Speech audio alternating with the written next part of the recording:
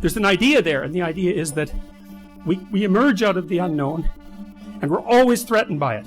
Not only as individuals, but as a group, and that means that we need to figure out what it is that should guide us in order to continually confront the unknown and prevail.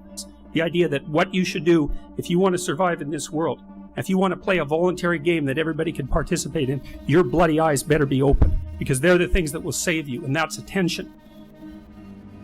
The Mesopotamians figured out in their great religious story that the fundamental sovereign God was he who pays attention and speaks the truth. And that's something. That's something. That's not something you punish people for.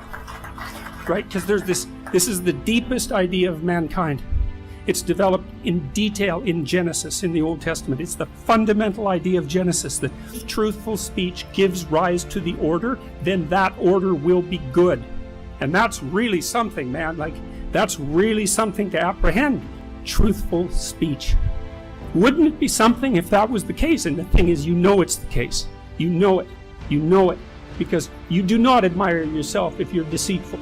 You admire yourself when you have those rare moments in your life where you can actually stand up and say what's true, regardless of the cost. Free speech has to be as untrammeled as possible so that people can be wrong and they can be biased and they can still express their opinions, including their darker ones, and then allow themselves to be subject partly to improvement by the world, because if you say things that are too stupid and then act them out, the world smacks you a good one. Hate speech laws are bad enough. It's not like there's no hate speech. Like, anyone with any sense knows that there's hate speech. Who's going to regulate it? Who's going to define it? I know the answer to that. The last people in the world you would want to. And then we cross another barrier and we allow the government to compel speech for some hypothetically compassionate reason? No way. That's a really bad idea.